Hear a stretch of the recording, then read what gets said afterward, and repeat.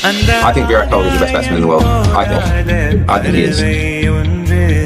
நதி கண்ணாடி பார்த்து மனம் நிறைந்தது என்று கடலால் தீராத எறும்பின் தாகங்கள் இலையின் மேலாடும் பனித்துளி தீர்க்கும்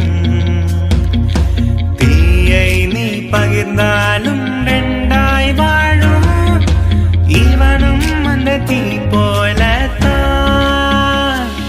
அந்த ஆகாயம் போதாத பறவை ஒன்று நதி கண்ணாடி பார்த்து மனம் நிறைந்தது என்று கடலால் தீராத எறும்பின் தாகங்கள் இலையின் மேலாடும் பனி